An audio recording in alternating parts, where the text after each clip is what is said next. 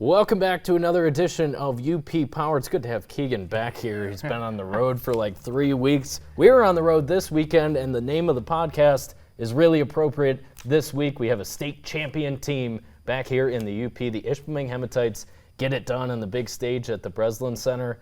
An incredible run, 28-1 on the season. The Hematites take down Kingston Saturday morning to win the title. Raise up that hardware. Ryan Riegel and the girls, they got it done. They got it done, Kevin. And what a ride for them this season. The dominance that we've seen, playing kind of a new kind of basketball, that full court pressure all the time for 4 quarters, getting the job done. And when we look at, we look at the championship state title game, the first quarter was a little bit scary, I would say. Not what we expected to see, right? So Hematites go down 11 by the end of the first quarter, and you and I both watched the game back and were reminded that they didn't cut it back to single digits until under 3 to play in the second quarter.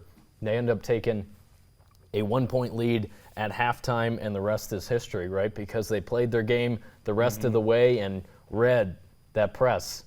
Really wreaked havoc on the Cardinals in the second half. I think Riegel had faith that it was going to wear down the Cardinals, and it did. In the second half, there was not much they could do about it, and Janessa Eagles' 17 points in the third quarter said, mic drop, this is our season, 28-1, we are state champions. Yeah, definitely. I mean, that third quarter, it felt like whatever she was shooting, it was going in. 17 points, finishes with 27.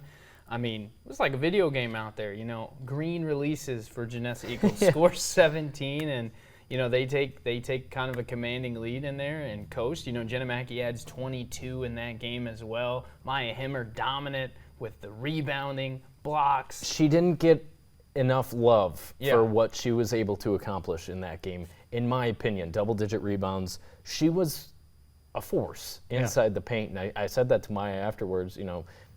You might have not have been the big scorer, 27 points, 24 for Mackey in the championship game, but her rebounding was huge, and that's exactly what she talked about after the game with us. Yeah, controlling the rebounding too. We saw it kind of early in that first half. Kingston was getting some second chance opportunities. They'd miss a shot and then get an extra possession. Maya Himmer comes in, kind of asserts her dominance and takes over the rebounding game for Ishpeming. Was an inside presence. I mean, we saw some of those monster blocks that she had, just kind of sending shots away. And I think that was important for Ishpeming too, to kind of, okay, hey, if Kingston does break our press and they get into a half-court set, we know we've got Maya inside who's rebounding, can block a shot, and then that lets them get out in transition pretty quick. And, I mean, we saw it. Them score just at will, basically, in the second half. For sure, and I think what confirmed that the Hematites were okay, for me personally, the 2 steal and quick buckets right away in the second half. And Mackey said the same thing after the game. It's like, once we got those fast break layups and we took a 4-point lead, we felt good, because even Molly Walker for Kingston, really talented player, her 2 sisters out there, her older sisters, were seniors on the team. They were there for a reason. They were a really, really, really good team. Only 1 loss coming in, just like Ishpeming. But their head coach said afterward, and I think we both agree, Ishpeming would have been in the Final Four in any division. Yeah. They're in Division I. They would have been playing at the Breslin Center. No telling if they would have won it. We'll get to Negaunee taking on Edison. That was a tough one for the Miners, just a bad matchup. No guarantee that they would have won it in all 4 divisions, but, man, they had the stuff to get there. And, well, in D4, no one could match up with them. Yeah, I mean, when you look at the pressure that they've applied to every team they played this season and the dominance that press has really had, I mean, in a majority of games, they're not in a half-court set. They're in a press, and in turn they get a steal. Well, even in the championship game, they didn't go to that. They didn't see that as a response. No. And I think it was absolutely a good call on the part of Ryan Riegel to not change up what has gotten them to this point. I mean, you'd probably ask any coach, if you're 27-1 playing in a championship game and you're losing by double digits, what you didn't expect. No. I think you and I both felt pretty confident in the Hematites to go in there and assert their dominance and get it done, which they did in the end. It didn't look pretty early, but credit to Riegel and his coaching staff, Josh Eagle, a part of that. They stuck with what got them there, and it ended up being a big win for Ishpeming, 73-54. Your final, they end up winning it by 19, which is just pretty crazy. We have the box score here. Mackey, 11 for 23. Yep. Solid. She didn't even make a three, but Janessa Eagle, 11 for 22, 5 for 12 from deep. And that's probably your difference in when Kingston really fell out of the game. Yeah, and then when we talked to Janessa after the game, she said, when that first one went in, I knew I had to keep shooting. And she did, and she was a huge boost for her team in that third quarter, where it's okay. Now we've got a 4-point lead after those two quick steals. Well, now it's 10. Well, now we're up 15, and we're sitting pretty. And she was coming down and letting it fly because, we've talked about it all season through basketball. When you're hot, and you got to keep scoring, and that's what she did. And ultimately, they get the job done. Just a great performance from her as a sophomore. Exciting to see what happens the next 2 years. Maya Hemmer as well, sophomore. Exciting to see these next 2 years for them and how they grow and run. They're going to miss Jenna Mackey a lot. They're going to miss Addie Morton and the rest of the seniors. Terrific senior class who dreamed about this day coming for 10-plus years now, and it happened on Saturday. But, no one could score like Ishpeming did all year. Let's just look back on their playoff run. District semifinal, 75 points. District final, 63 points. 63-31, they win it over Baraga in the district final. Then you move on to the regional round, regional semifinal. Kearney-Nadeau, they put up 79 on the Wolves. Trout Creek, regional final, 70-42. They win that one.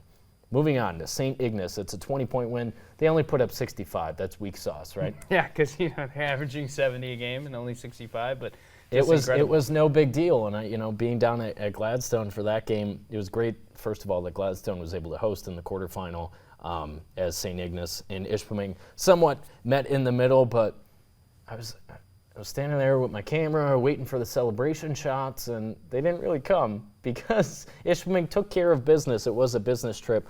Then they go down to the Breslin Center, put up 75 on Fowler in the semifinal, a 35-point win. We can talk about that game, but it was a shellacking from start to finish. Yeah. And then 73 points they put on Kingston in the final. Unbelievable run. Your total number of points you just showed me there, Keegan, you were calculating this on our drive home. 500 points scored in their 7 playoff games. Which is just incredible.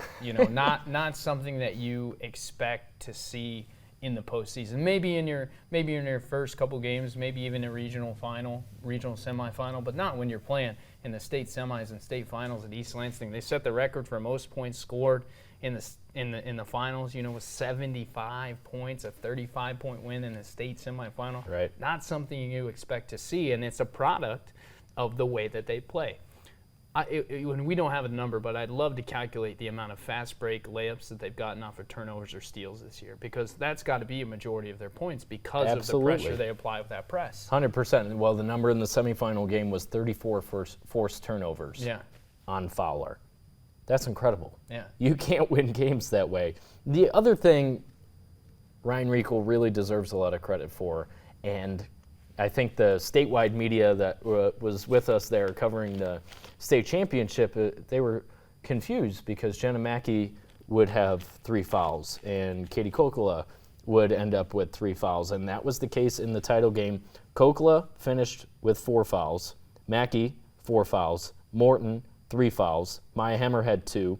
Janessa Eagle, thank gosh, she wasn't in too much foul trouble. She only had 1, so she was out there to fire away from 3. But Ryan Riegel didn't get bothered by that. And I even saw a clip from Nate Oates, who took Alabama back to the Sweet 16 for the second straight year in NCAA men's basketball. He said, I don't take players out with 2 fouls. It doesn't make any sense when you look at the numbers.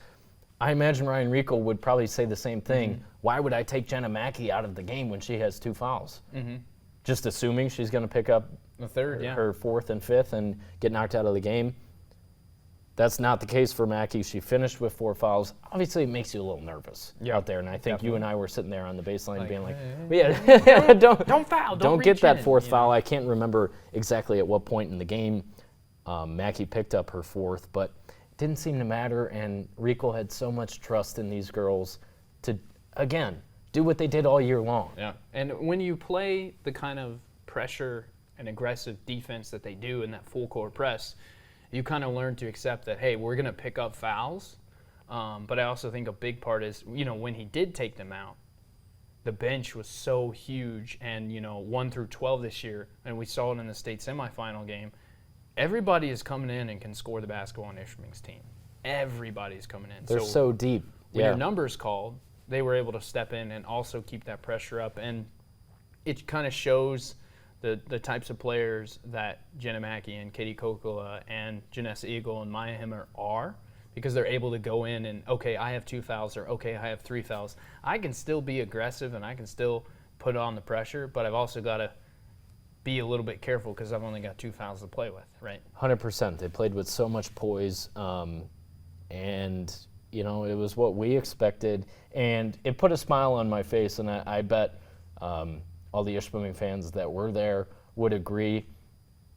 No one had seen a team play like that. No, and I was talking to some of the Valley Sports Detroit reporters that were down there, and they're like, I don't think Fowler or Kingston expected this. Even if you watched on tape, you're like, okay, they can't do that against us. Yeah, it's different. We'll be fine. It's different to be on the court playing them. And credit to Kingston, in the first half, they dealt with the press pretty well, but the consistent press wore on them for 4 quarters until the point where it's like, now Ishpeming's taking over. Jenna Mackey said it. We knew that Janessa was going to have a quarter or a period where she was going to go off, sure. And she did 17 points in the third quarter. Is just, remarkable.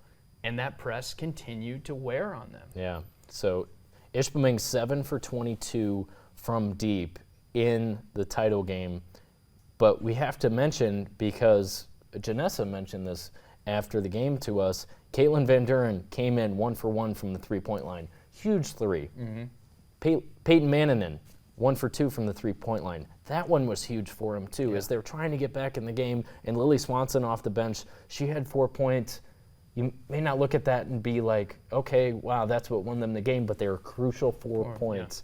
Yeah. And when you're talking about a state championship team, knowing that, seriously, everyone up and down the roster contributed, and it wasn't just Jenna Mackey taking them there. It wasn't just Eagle. It wasn't just Maya Hemmer in the paint. It was all of these girls.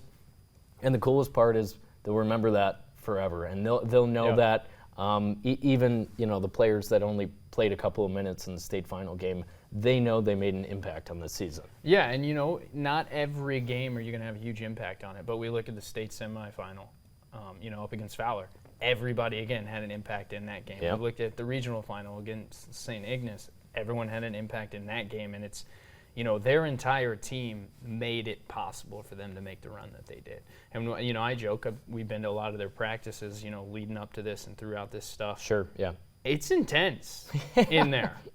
It is intense, and they work hard, and, head coach Ryan Rico and Jenna and Janessa and Maya and the whole team that I've talked to, Katie as well, talked about how we started last summer working, and then practice was intense, and Rico said it, practice is almost more intense than the games are, so that when we get into the games, we're comfortable with the pressure. That's the way it should be, and I think the most successful high school hoops teams that we covered this year, I'm thinking about the Marquette boys team that went on a 16-game winning streak heading into the postseason. They said the same thing, and I went and watched their practice, and they were running and gunning. Guys were winded and, sucking air because why? When you get on the floor, it's that much easier. Yep. Yeah. And I think, too, seeing Ishpeming and how poised they were in the state semi and the state final of you're playing on the biggest stage. Really impressed me. I think if you and I went out there and we saw this big court, this big arena, we'd be checking up air balls. And Janessa, we caught you on a heat check in the third quarter. We did.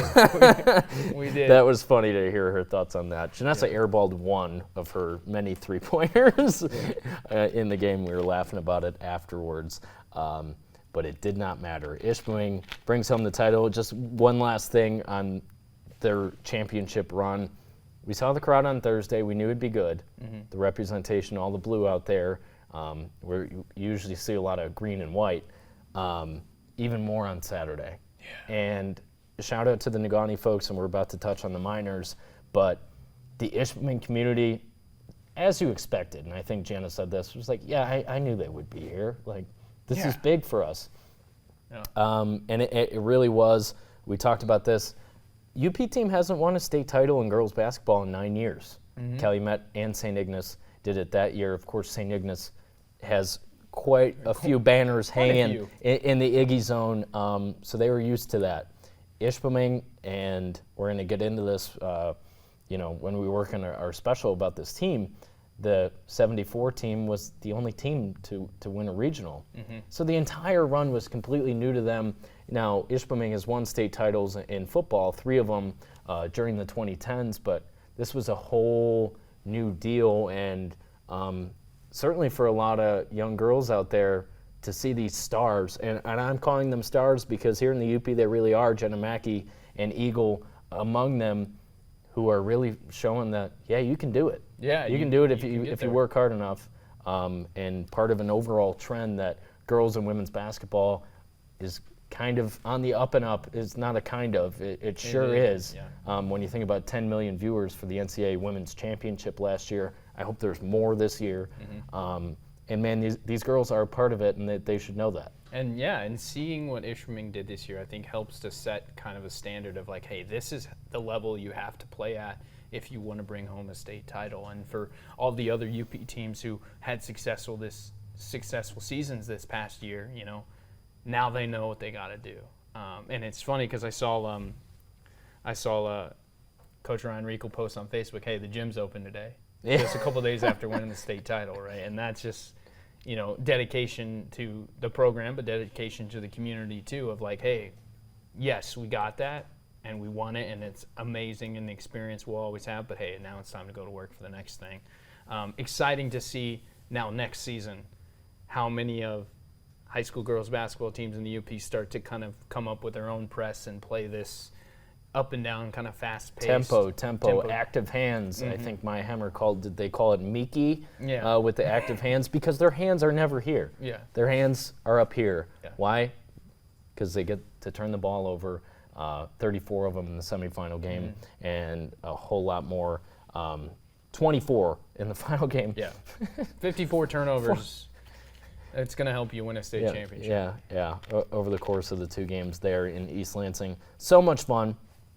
Obviously, we have to mention the only team to beat them, and they should wear this one with a lot of pride, the Negaunee Miners, who are down there as well on Friday for the semifinal game against an Edison team out of Detroit that was darn good. State champions, they won it on Saturday. The Pioneers, it was tough to see the Miners be that outmatched, but any team in Division II would have been that outmatched, and that was the case in the title game as well. Yeah, I mean, when you look at just the Edison team, height and size and speed, they were a very well-coached team, and they played a very good game against Negaunee. Credit to Negaunee. Huge jump for them. They get over that regional mark this season and make it to East Lansing. And it wasn't easy either. When you look at the quarterfinal game, and you were there against Powers Catholic in the Sioux, it was a 5-point game. Ella Mason, their star, we're going to be watching her play at Tech next year. She wasn't having her best game, but they stepped up, and they did a lot of the things that Ishpeming did. And those teams made each other a lot better. You know it, just in 2 games playing each other and splitting that series. Yeah. Callie Ryala steps up for 16 in the quarterfinal game. It was really awesome to see. It just came to an end, and 17-point difference in the end, 63-46. They lost to the Pioneers, but even that's impressive, because if Negaunee wanted to bow out, that would have been a 30-point loss. Yeah, but it wasn't. It was a 17-point loss, and they hung in there. And Ella made some huge shots in the second half. There was just not enough there to get them really back in the game. Yeah, and I think head coach Mike O'Donnell said it best. Now these girls have tasted what it's like to play. For sure. They're also a young team. Think about Kira Waterman and Gretel Johnson playing big-time minutes and making big-time baskets in that Powers Catholic game, too. Those are 2 freshmen playing starters minutes, starting a lot of these games as well. Well, Negaunee will be a force along with Ishpeming. I hope they schedule each other four times next year. Let's get a minor Hematite Cup going here for girls basketball. But yeah, right. I mean, credit to Negaunee. And back to a rivalry. I know that they were buddy being in different divisions. Yeah. I want to see them go at it next year. Credit to Negaunee. They get there, and now they've learned now, hey, what does it take for us to get past the regional final and get to East Lansing? And now they've kind of seen what's the competition like when we get to East Lansing. Well, now we know, right? Mm-hmm. You played a big, quick, athletic Detroit Edison team who made mistakes but didn't make that many mistakes. Negaunee now knows their young team. I have no doubt that we'll see them back there, the next couple of years trying to bring home a state championship. 100%. Some great basketball this weekend. So much fun. Like I teased, we will have a lot of reaction and a special to produce about this run for the Ishpeming Hematites. It was historic, and we certainly expect both of these teams we watched play basketball this weekend to be back on that stage next year, because why not? Why not? Why not? Go out there, work for it. You know what it takes to win now. I think that's the big thing, is like knowing what it takes to get there, right? Knowing how much, and Maya and Eagle and even Ella Mason and Jenna Mackey, all these athletes touched on it. Like, we've seen the product of how hard we worked in the off season and throughout the season to know, hey, this is what it takes to be the best of the best in the state of Michigan in high school girls basketball. Now we got to continue to do that. And I think too, for Ishpeming and Negaunee, with all those young fans, all these junior high kids, all these 5th and 6th graders that saw, all these great players make this run. That just energizes the program to be like, and the Reekle girls, we're excited for them. Yeah, Another thing that Ryan put out on social media about his daughters being along for this ride, he deemed them old enough to kind of be a part of the team as team managers, as he introduced Nora on the press conference podium after the championship win. Team managers, that was really cool to see them be a part of this ride for their dad, and their dad, who's one heck of a coach, who's been at Ishpeming for 9 years. We talked about, had a couple stops before that. He really found himself as a coach with the Hematites, and we'll talk to Ryan a little bit more about, his journey, but we finally got to see him kind of take in the moment right after the final buzzer sounded, when he got down on one knee there and kind of let it all sink in. What was our impressions of it? And I'm asking Ryan about that after the game. That's what he said. As a coach, and we know how intense he is, you can't take any breaks until it's all said and done. Then he finally had a moment to do that. So a lot of credit to him. He's a product of some great coaching mentors here in the UP too. And I'm sure they had big smiles on their face seeing the Hematites reach the mountaintop there in East Lansing. Yeah, and I think to put a bow on state girls basketball, the community too in the UP. I mean, we saw Munising fans were out there when we drove across the bridge, seeing those signs about congratulating the teams for making it to East Lansing, and all these other communities. The podcast isn't named UP Power because we thought it's a cool name. It really is kind of this overarching thing that when a UP team makes it to the state championship, it's a big deal. Obviously, you got the Ishpeming and the Negaunee fans that were there in full force, but the entire UP kind of cheering for everybody to bring 100%. It back up here to the Upper Peninsula. And they did so. Mention the great basketball. How about Father Gabriel Richard in that game after Negaunee? A stunning buzzer beater. Look it up on MHSAA's site. They have video of it. Just an incredible shot. I think you and I were both like, oh my gosh. Yeah, did we just this see is that? March, right? Yeah. We have one college team still alive in college hockey. Do you want to get to our brackets first? Let's do basketball. Okay, we'll stick with basketball, and then we're going to close out talking about Tech hockey, who's still playing, headed to Providence this weekend. So stick around for that. But our brackets, and obviously Thursday and Friday, we didn't get to watch a lot of these games, and I was thankful because I definitely had a rough day on Thursday. We got to talk about the Golden Grizzlies of Oakland. I think we should start there. Yeah. I had Kentucky in my Final Four. Keegan and I both have our brackets in front of us. Yours is graded. Mine is not yet. You'll have to do the highlighting for it. I will have a lot less highlighting to do. I had Kentucky in my Final Four. That was dumb because Oakland has a guy named Jack Golke who played 5 years of D2 basketball here in the state of Michigan for Hillsdale College, transfers to Oakland for his 6th year of college basketball, and he's 10 for 20, 32 points in the round of 64 game. The guy couldn't miss. And sends home, when you look at it, I looked at bracketology earlier. A lot of people at Kentucky moving on. Well, why not? Because they have 3 or 4 NBA players on the roster. Mm-hmm. And Jack Golke out of Milwaukee, Wisconsin, probably played actually high school or AAU against a lot of the guys we cover here at Tech and NMU because they recruit heavily from Wisconsin. This guy got it done. He played. We'll have to dig up the video of when he was on Hillsdale and they were playing NMU. I saw Matt Makerzak making fun of Carson Smith a little bit. Like I told you, we can't guard. Or I'm sorry for yelling at you. That game we played against him because that dude was on fire. This Oakland team, and they end up losing to NC State, which is the only double-digit seed in the Sweet 16. Mm-hmm. They won. It's now 7 games in a row. They won 5 games in 5 days in the ACC tournament just to get there, and they keep it going. An overtime win over Oakland. I was pulling for Oakland a little bit. Horizon League, Michigan, Golke. Why not? But NC State's a fun team too, and no reason why they won't have a shot to knock off Marquette here in the next round in the Sweet 16. No, definitely. I mean, Golke, what a performance. Sets a record for the NCAA tournament through the first 2 games, and I mean, just...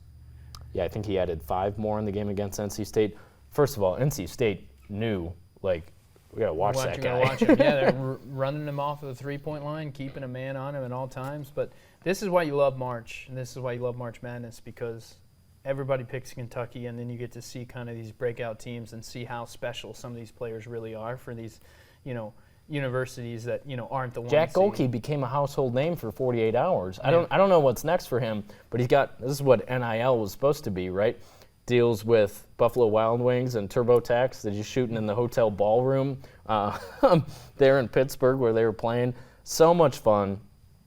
It's why I love March. I mean, it's seriously the best. And you see these comebacks and crazy things of that nature. And while we have a lot of chalk in the Sweet 16, we had a lot of great games. And some early upsets. You think about Yale knocking off Auburn. Pick that one, by the way. You always pick an Ivy League team to win a first-round game. You think about Princeton last year. Harvard has done it in the past. Yale gets it done this time. They fall to San Diego State. So let's talk about a big. I don't even know if you were going for that, but thank you. Let's talk about. Well, let's wrap up the South region with Marquette. I'm sure there's a decent amount of Marquette basketball fans here in the UP. Yeah. They looked really good. They looked scary good, Kevin. It took and Colorado's a really good team. Mm-hmm.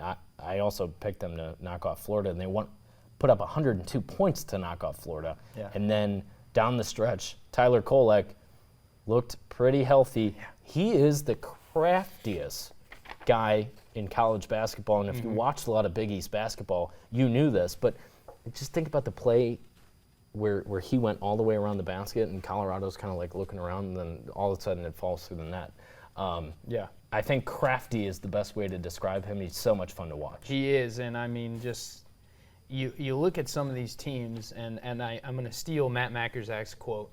You got to be the best team in basketball for 5 days, right? Yeah. 5-6 days, and then you're there. Right? And NC State is the perfect example of it. Mm-hmm. That's who Marquette will take on in the regional semifinal.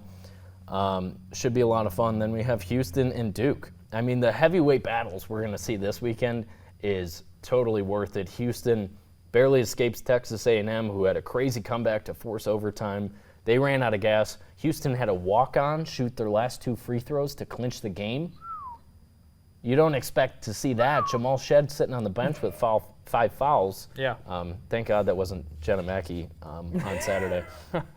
But Houston, Duke, heavyweight battle. Duke boat race JMU after they knocked off Wisconsin. Great season for the Badgers, but I think a lot of people had a feeling that was going to happen. Mm-hmm. especially those of us that watched JMU take down Michigan State the first weekend of the season. They were scary. I picked the Dukes to knock off. I picked them to the Sweet 16, but no, I watched them play MSU, and I'm like, that's a good basketball team. And they had the longest winning streak in the country coming into the tournament, but Duke looked really good. Like I said, we're set up for some great battles this weekend.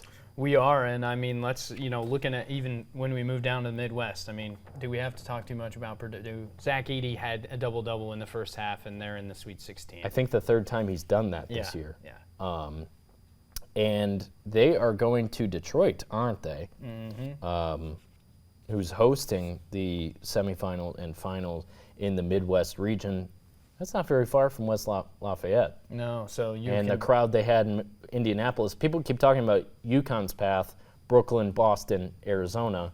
Think about Purdue, Indianapolis, Detroit, Arizona. Mm-hmm. Yeah. If they can get it done. So for the Boilermakers, who absolutely outclassed Utah State in the round of 32 on Saturday, that put a smile on my face because I'm Big Ten ride or die, and I picked the Boilermakers to host the championship trophy on April 8th in Arizona.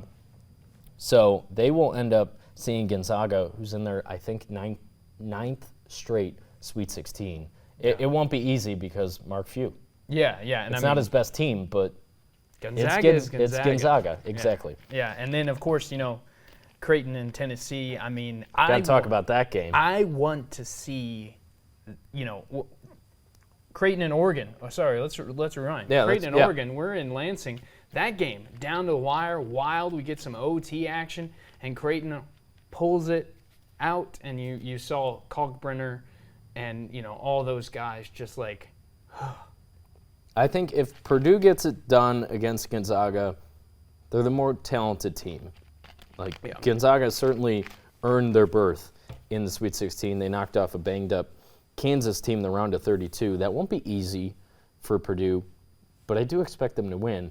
And I'm okay with either of these teams, meaning Tennessee or Creighton, matching up with Purdue, because that should be a really, really good game in the Elite Eight if we get it. Yeah, no, most definitely. I mean, I think Purdue has a job to do against Gonzaga. It's not just going to be handed to them. Creighton and Tennessee is going to be, I'm calling it right now, hot take. It's going to end on a buzzer beater.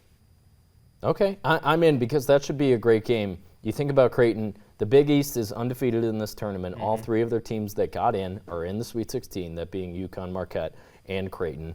But Tennessee has outside of Zach Edey, the best player in college basketball this year, Dalton Knecht, who transferred from Northern Colorado. That dude's a bucket. Mm-hmm. So if he gets it going, that'll be an issue for Creighton. But Creighton's really deep, and they play that Big East style where they muck it up. And they play really good defense. So I don't know. It's going to be a great weekend of basketball. What can I say? And I'm boiler up, rooting for Purdue to move on to the Final Four, their first one in many years. I don't think Matt Painter's ever been to a Final Four. So that would be huge for him. You think about 2019, they had Carson Edwards, one of my favorite tournament games of all time. Carson Edwards and Kyle Guy of Virginia going back and forth in the regional final. Virginia pulls it out on that Diabate buzzer beater. I think closed it out for Virginia. They end up winning the national title. And Purdue has a chance to go on a similar run to Virginia that year in 2019, the year after falling to a 16 seed. Most definitely, and we'll have to see if the Boilermakers can do it, Kevin. But let's move to the West, Kevin, where the team that I picked to hoist it all is making a run right now. And that being North Carolina, I picked them to baby. Fall to Michigan State. Michigan State got there with a great win over Mississippi State. Mm-hmm. They really took care of business in that game. It wasn't a blowout, but MSU really, I think, played the best game of their season in my eyes. Maybe they had a league game that was more impressive than that, but this is the NCAA Tournament on the big stage. Obviously, Tom Izzo has been there and won these games before, but they advanced to take on North Carolina in the round of 32. Izzo 0-5 against Carolina in the tournament all time. They jump out to an early lead, and you're like, okay, Izzo in March. And the Spartans look good. And then Carolina really played like the 1 seed they are, ACC regular season champions, and RJ Davis. I just talked about Dalton Connect and Zach Edey. I think he's number 3 in the country this year. Yeah. Just overall best player. He played like it at the end of the first half and then into the second half. And UNC took care of business. They did. RJ Davis, I mean, I think he's leading the way for the Tar Heels to get all the way. But they're not going to have an easy route when you think about how some of these teams are playing. Alabama can score. Yeah. So I now, think they don't play defense, but they'll go shot for shot with Davis, no problem. Mark Sears is another All-American for the Crimson Tide. I just referenced Nate Oates getting his team back to the Sweet 16. First time they've been to back-to-back Sweet 16 since the 90s. Obviously, they don't have Brandon Miller and company this year. Bediako either was their big guy last year, but they're a darn good team. They've scored over 100 several times this year, might even be double digits. So once they get going, North Carolina is really going to have to buck up and settle in. And if they're shooting the ball well, they should be all right. Because I think they certainly have the advantage with Armando Bacot, who's been playing college basketball for 6 years, 8 years. I don't know what it's been. 25. But another great game. You might hate the chalk, but we're going to have great basketball to watch this weekend. So in the West, like you talked about, Keegan, North Carolina taking on Alabama, and then Arizona and Clemson. Nobody's talking about Clemson, 6th seed, getting into the Sweet 16 against Arizona. Now, I did pick my Final Four pick out of this region is still alive. I picked Arizona to move on and head home to Phoenix. That's a really interesting storyline. And then you think about Caleb Love transferring from UNC, and if they meet in the Elite Eight in Los Angeles, woo! Yeah, it's to go to the Final Four, it's crazy. So Arizona finally looked good. If you remember last year, it got overshadowed by Purdue losing to Fairleigh Dickinson, but Arizona lost in the first round as a 2 seed to Princeton. So they got that monkey off their back, and they're looking good going into this game against Clemson. Yeah, Clemson. I mean, can we talk? I don't even have much to say about Clemson because I didn't watch them play a lot this year. But they're in the Sweet 16, so I know. It's and that's what's crazy is you never know who's going to turn it on, and I think Clemson is playing their best basketball. The ACC's patting itself on the back right now. I mean, they probably wish Virginia didn't get in and get embarrassed in the first 4, but outside of that, NC State, Duke, UNC, Clemson. Hey, look at us. The Big East saying the same thing. Hey, we only got 3 teams in. All 3 of those teams are in the Sweet 16. Yeah, Clemson, Arizona, another good basketball game that we're going to see, Kevin, and I think that one might end on a buzzer beater as well. I think some of these games are so hard to tell, but what I will say is now that you're in the Sweet 16, you can't get down by too many. Double-digit lead here in any half, the first half, maybe you come back from it, but if you get down a double-digit lead in the second half, it's not going to be easy to overcome that. So these games are going to be neck and neck. Although maybe if Duke does, they'd come back on Houston because we saw that with Texas A&M. I turned that game off. Fair. They were up 12 with just a couple of minutes left because there was another game going on after that. And boom, Texas A&M is in it. They force overtime. Crazy 3 from the top of the key. Wild. So we might see a little bit more of that as well. Move to the East. One of 2 Big Ten teams still alive. Illinois in the Sweet 16 for the first time since 2005. And I was just reminded of their game was 19 years ago today. They had a crazy comeback against Arizona. Channing Frye and Stoudemire for the Wildcats. It was the year they went to the national title game and lost to Carolina. Why is Carolina beaten up? I'm getting reminded of the 2000s, Carolina just ending the Big Ten's hopes of getting another national title. That was 2005. They beat Illinois in the title game. And then 2009, they beat the Spartans in the title game. But Illinois is back in the Sweet 16, and booty ball, Marcus Damask, Terrence Shannon, they can score too. They're a really fun team. I have them moving on. I had them over Drake. They will be playing the 2-seed Iowa State in the Sweet 16. But Illinois, my home state, I don't have a whole lot of allegiance to the University of Illinois, but really fun to watch them play basketball this year. Yeah, and I mean, we rewind it to just their first round of game, and they come out and they look like a dominant team who is going to make a run, playing their best basketball. Now, Iowa State is no slouch. You're going up against the Cyclones who can put the ball in the basket. We saw that in their first 2 rounds. Kind of that back and forth. I mean, it's generic stuff, but it's a game of runs. It's who makes those plays down the stretch. It's kind of a toss-up. I had Iowa State over Illinois, but you never know. And then, of course, you got, UConn on the other side that looks like, everybody's calling for them to win another national championship. So, yeah, with Iowa State's defense against Illinois' offense, yeah, that's really intriguing. Really intriguing. I'm pulling for the Illini. Go Big Ten, but we'll see what happens. And then UConn, looking like UConn in the tournament last year. Yeah. That's now 8 straight wins in the NCAA tournament. That is so hard to do, and I don't know if they've won by less than double digits. They boat raced Northwestern. Boo Buie, great college career. Northwestern, another great season. Really happy for Chris Collins and those guys getting to the NCAA tournament for back-to-back years for the first time ever. And then they win another game. Now, they've never been in the Sweet 16.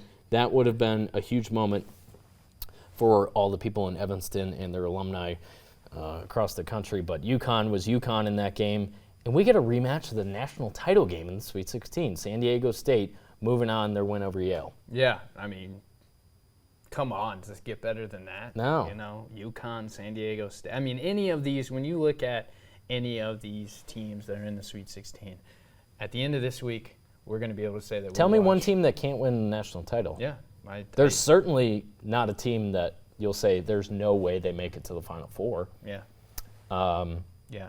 I mean, some of these teams having that good late run, some of these teams have success and history in the tournament of being successful. I look at Duke. A lot of people didn't pick Duke to go far, but when you look at the history and the success that they've had in March in the NCAA tournament, you can't not say. John Shire, a national champion as a player. Yeah. So not trying to do it as a coach. Certainly has that pedigree despite Coach K not being on the sideline anymore. So we're really excited. My bracket doesn't look great to this point, but I'm not dead. Your bracket looks terrific to this point. There's no telling if that's going to last. There's no telling if I that's just want to tell you that. I just want to let you know. And I think we can't go without mentioning, they're not in the tournament, but Michigan has a new head basketball coach. Oh, yeah, Dusty May. I think it's a great hire. I think it's a great hire when you look at what he's done with Florida Atlantic. I told you, they play in a high school gym in Boca. Michigan needs it. And Dusty May took him to the Final Four. That's a great hire. I know Indiana fans really wanted him when Mike Woodson was on the hot seat. Indiana said, Woodson's staying.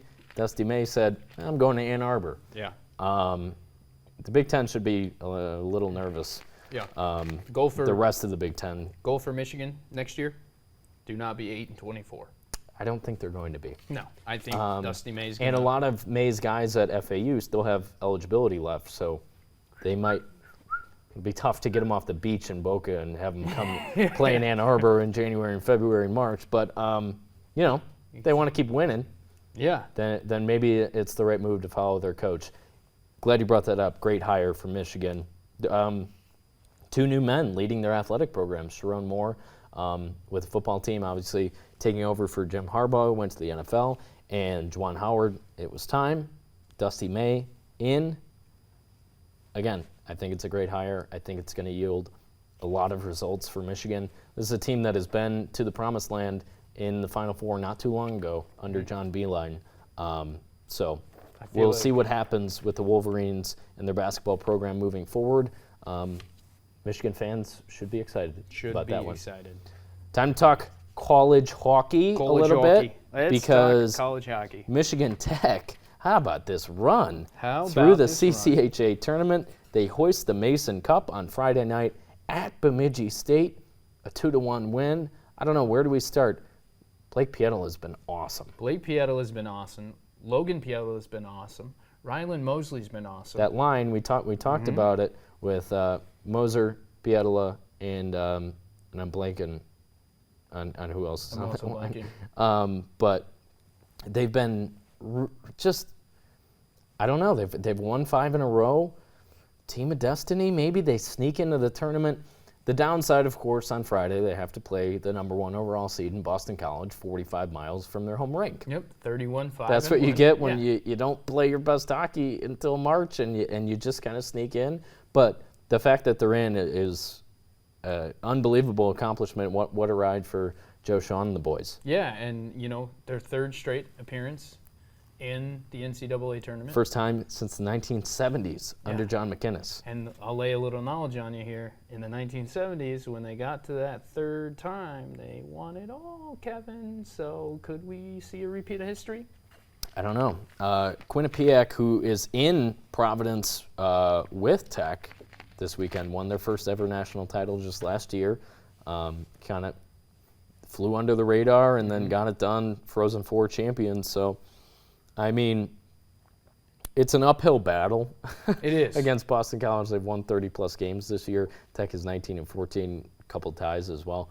Boston College is not. But we said in talking to Joe this morning, their experience is just kind of unmatched. I know they haven't played a lot of tournament games because they've been knocked out, but you have a fifth-year goaltender in Blake Pietola who's competed in these high-leverage games and done really well, especially this year in those games.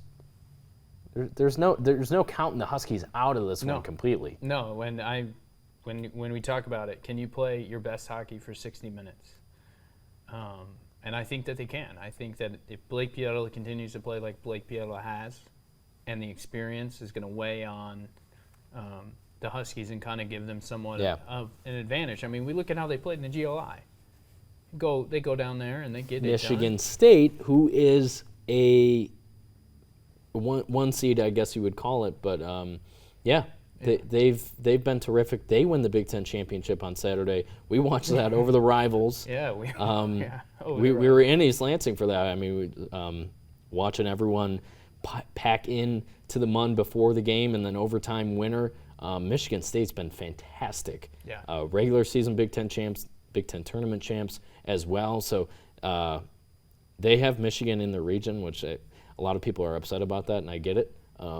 Because what did we just watch? NMU play Ferris in the national tournament, team they had played twice, and it's just not right to have a team early in a tournament that you're so familiar with. Yeah. Michigan and MSU have played each other 5 times this year. If one of those teams knocks out the other, I don't think it's right. No, I think it's they should have been on opposite sides. Yeah, and it's tough because when you look at how many teams make it and where can you put teams and what region are they going to actually be in and things like that, I think it's tough. But hey, maybe they'll see each other, maybe they won't. So we'll just have to keep that going. But Michigan Tech, it's an uphill climb. You're playing the number 1 team in the nation in Boston College, but I say you go out there, you got nothing to lose. Exactly, that's what I said. And give it all you got for 60 minutes for 3 periods. And all the pressure's on BC. Yeah. You know, Joe Shawn said they're not thinking about pressure, but that makes sense because you don't have any. Yeah, if I'm Boston College, I'm house money, worried. baby. House money for the Huskies this weekend. I know Mitch's Misfits are making a push to get there. Donate to their bus trip as they're trying to raise enough funds to get out there, send a couple buses to Providence so they can be loud in the land of the Eagles of Boston College. But certainly the favorite is BC. There's no denying that. But it's one game of hockey. Yeah, it's March. Why not? And they have great goaltending too, so that'll be tough. I think we're going to know, and Sean agreed with me this morning, the first 5 minutes, how it's going to go. Yeah. Whether it's going to be a game or Tech might be just a little outmatched. But I mean, they have the talent. They were picked number 1 in the preseason in the CCHA because of their talent. They win the Mason Cup. And they stumbled, and when everyone got healthy, we should mention Kyle Kukanen being back on the ice on Friday. Joe said that was huge. Mm-hmm. And he didn't fill up the box score. You couldn't really expect him to. But if he's out there, like, morale-wise, that's a huge NHL talent right there in Kyle Kukanen. Mm-hmm. Just being out on the ice, making things happen. they've been so in sync. I think across the board. We've talked ad nauseum about the D-Corps and how much they've improved and how much that has helped Blake over the course of the season. And I think some of these younger guys have really gotten their skating legs under them over the course of the season, where you shouldn't be shocked that they're playing really good hockey right now. No, yeah, and I mean their power play has been awesome. Their penalty kill has been awesome. They're doing the things that they have to do, finding guys. Huge penalty they killed off in the third period there against Bemidji. Yeah, huge penalty to get that with about 5-6 minutes left in the period, and they kill the penalty. They're playing their best hockey in these last 5 games, right? They're finding the net. Blake is making some unbelievable saves, some saves that you would normally see. Yeah. Go in there to Providence, 60 minutes, 3 periods, give it your all, and, why not? That's what it's all about. We'll see if they can pull it off. On that line with Logan Pietola and Rylan Mosley, Isaac Gordon, CCHA, there we go. Freshman of the Year. He didn't get one through on Friday, maybe why we weren't thinking of him top of mind. But, yeah, those guys going in there, they take that first shift on Friday, and I think we'll have an idea of where the Huskies will be at in this game against BC. Certainly, we're happy to have them back in the tournament for the 3rd straight year. I asked Joe Sean as we wrap up here, the 8-0 loss to Penn State last year, going out there and really getting run out of the rink by the Nittany Lions last year. Asked if that's weighing on them at all, and he said no, we're not thinking about that. But on the flip side, I do imagine they don't want to get embarrassed again. No. So they will do everything in their power not to get embarrassed by BC. Yeah. It will be a good one. It'll be 60 minutes of college hockey here in March, and excited to see what the Huskies can do against the Eagles. College hockey, 2 p.m. Eastern. Puck will drop in Providence on Friday. That one will air on ESPNU. As we get set for the Frozen Four, we'll see who will be representing each conference and each region there in St. Paul, not too far from us at the Wilds Arena. There in the Twin Cities next week as we go through the NCAA tournament in hockey. Michigan Tech, we'll see. We shall see. All right, Keegan. Good stuff. Ishpeming champions for the first time in girls basketball. Negaunee, great season. Fantastic, fun to watch. Miners will be back. And we'll see how our brackets are doing when we chat again next week, and if we have more hockey to talk about. But we'll also have Major League Baseball to start talking about, too. Opening day on Thursday. Yeah, the Tigers are in Chicago. I don't know what the Brewers are up to, but they get set for their season in 2 wide-open divisions in the Central. We'll be talking some baseball and wide-open divisions. Come on, Tigers. Come on, Brewers. Let's get it done this year. I'm a little nervous about the Brewers without Craig Counsell, without some of their pitchers who they had to clear off the books. But the Tigers, the Central's weak. Like Minnesota should be the favorite. You never know what you're going to get from Cleveland.